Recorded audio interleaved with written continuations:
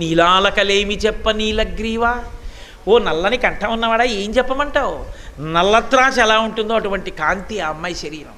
అబ్బబ్బో అసలు ఇంద్రనీలమని ఎలా ఉందో అలా ఉంటుందో. ఆ జుత్తు మేము చెప్పలేము, అంత అందంగా ఉంటుంది. పురుషుడికి వ్యామోహకారకం స్త్రీ జుత్తే కాదు. అసలు రహస్యం ఏమిటంటే ధునోతుద్ధాంతన్న స్థులిత దళితేందీవరవనం ఘనస్నిగ్ధశ్లక్షణం చికుర నికురంబం తపసివే అంటారు శంకర భగవత్పాదులు.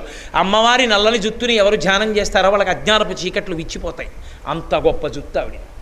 కాబట్టి అంత గొప్ప జుత్తు. అసలు అంతవరకు ఎందుకని శివ మీకు ఒకటి చెప్పనా? పనికిమాలిన కవులు లోకంలో తప్పు రాస్తున్నారు. అమ్మవారి లలాటాన్ని ఎప్పుడు చంద్రుడితో పోలుస్తుంటారు. బాలేందుడు చంద్రానన పాలముతో సాటి ఎనుచు పలుకుదురు కవుల్. బాలిక పాలరుచులపై బాలేందుండెంతవాడు పాలేందుదర. ఆయన వంకే చూపించి బాలచంద్రుడిని ధరించిన ఓ శంకరా, చంద్రశేఖరుడని మురిసిపోతున్నావు.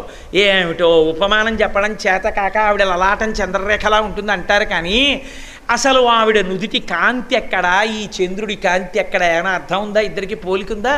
అలా ఉంటుంది ఆవిడ లలాట కాంతే. అలాంటి పెళ్లి కూతురుని అదృష్టం లేవయ్యా అన్నారు. అబ్బో ఇంకా చాలా చెప్పారు, అన్నీ చెప్పినట్టే. కాబట్టి ఇప్పుడు మీకు ఇద్దరికీ కళ్యాణం కాబట్టి ఇంకా బయలుదేరు, శుభలగ్న పత్రిక రాయించేస్తున్నాం అన్నారు. చాలా సంతోషం, బయలుదేరదాం, మన వైపు వాళ్ళందరికీ కబురు చేయండి అన్నాడు. ఈలోగా ఏం చేశారంటే ఋషులు, తపస్సులు, దేవతలు అందరూ శివుడి దగ్గరికి వెళ్ళారు. ఆయన కాళ్ళ మీద పడి నమస్కారం చేశారు. ఏమర్రా మీకు ఏం కోరిక చెప్పండి తీర్చేస్తానన్నాడు భోళాశంకరుడు.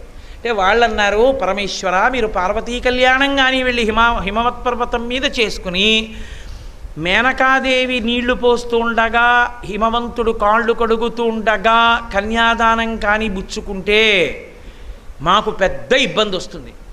మోక్షాన్ని పొంది హిమవత్ పర్వతం అదృశ్యమైపోతుంది. అదృశ్యమైపోతే తపస్సు చేసుకోవడానికి యోగ్య భూమి ఉండదు.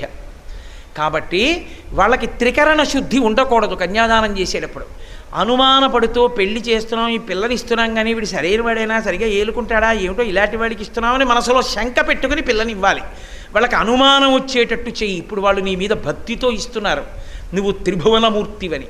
అలా వాళ్ళకి ఆ బుద్ధి నిలబడకుండా నువ్వే చేసుకుని పెళ్ళి పాడు చేసుకున్నంత చేసుకుని పెళ్లి చేసుకో, నీదే పూచి, మేం పాడు చేయమన్నారు. తప్పకుండా మీ కోరిక తీరుస్తా అన్నాడు. ఇప్పుడు ఎంత కష్టం. పార్వతీ కళ్యాణానికి వచ్చిన విచిత్రం ఏమిటో తెలుసా అండి? హిమవత్ పర్వతం ఎవరిని పిలిచిందంటే పర్వతాలందరినీ పిలిచింది. మరి ఆయనకి బంధువులు ఎవరుంటారు? వెంకటాచలం, త్రికూటాచలం ఇలాంటి పర్వతాలన్నింటినీ పిలుస్తూ పుత్ర మిత్ర బంధు సపరివార సమేతముగా విచ్చేసి మదర్పిత చందన తాంబూలాలి సత్కారములను గ్రహించి మమ్మ ఆనందింపజేయ ప్రార్థన శుభలేఖ పంపింది. నీలాలకలేమి చెప్ప నీలగ్రీవా. ఓ నల్లని కంఠం ఉన్నవాడా ఏం చెప్పమంటావు? నల్లత్రాసు ఎలా ఉంటుందో అటువంటి కాంతి ఆ అమ్మాయి శరీరం. అబ్బబ్బో అసలు ఇంద్రనీలమని ఎలా ఉందో అలా ఉంటుందో. ఆ జుత్తు మేము చెప్పలేము, అంత అందంగా ఉంటుంది. పురుషుడికి వ్యామోహకారకం స్త్రీ జుత్తే కాదు. అసలు రహస్యం ఏమిటంటే ధునోతుద్ధాంతన్న స్థులిత దళితేందీవరవనం ఘనస్నిగ్ధశ్లక్షణం చికుర నికురంబం తపసివే అంటారు శంకర భగవత్పాదులు. అమ్మవారి నల్లని జుత్తుని ఎవరు ధ్యానం చేస్తారో వాళ్ళకి అజ్ఞానపు చీకట్లు విచ్చిపోతాయి. అంత గొప్ప జుత్తు ఆవిడ. కాబట్టి అంత గొప్ప జుత్తు. అసలు అంతవరకు ఎందుకని శివ మీకు ఒకటి చెప్పనా? పనికిమాలిన కవులు లోకంలో తప్పు రాస్తున్నారు. అమ్మవారి లలాటాన్ని ఎప్పుడు చంద్రుడితో పోలుస్తుంటారు. బాలేందుడు చంద్రానన పాలముతో సాటి ఎనుచు పలుకుదురు కవుల్.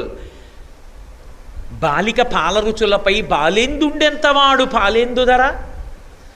ఆయన వంకే చూపించి బాలచంద్రుడిని ధరించిన ఓ శంకరా, చంద్రశేఖరుడని మురిసిపోతున్నావు. ఏమిటో ఉపమానం చెప్పడం చేత కాక ఆవిడ లలాటం చంద్రరేఖలా ఉంటుంది అంటారు. కానీ అసలు ఆవిడ నుదిటి కాంతి ఎక్కడా, ఈ చంద్రుడి కాంతి ఎక్కడ, ఏమైనా అర్థం ఉందా? ఇద్దరికి పోలికుందా? అలా ఉంటుంది ఆవిడ లలాట కాంతే.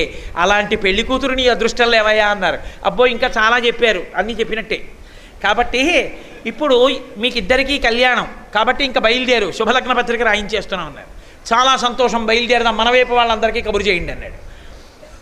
ఈలోగా ఏం చేశారంటే ఋషులు, తపస్సులు, దేవతలు అందరూ శివుడి దగ్గరికి వెళ్ళారు. ఆయన కాళ్ళ మీద పడి నమస్కారం చేశారు. ఏమర్రా మీకు ఏం కోరిక చెప్పండి తీర్చేస్తానన్నాడు భోళాశంకరుడు. అంటే వాళ్ళు అన్నారు, పరమేశ్వర మీరు పార్వతీ కళ్యాణం కానీ వెళ్ళి హిమవత్ పర్వతం మీద చేసుకుని మేనకాదేవి నీళ్లు పోస్తూ ఉండగా హిమవంతుడు కాళ్ళు కడుగుతూ ఉండగా కన్యాదానం కానీ బుచ్చుకుంటే మాకు పెద్ద ఇబ్బంది వస్తుంది. మోక్షాన్ని పొంది హిమవత్పర్వతం అదృశ్యమైపోతుంది. అదృశ్యమైపోతే తపస్సు చేసుకోవడానికి యోగ్య భూమి ఉండదు ఇహ. కాబట్టి వాళ్ళకి త్రికరణ శుద్ధి ఉండకూడదు కన్యాదానం చేసేటప్పుడు.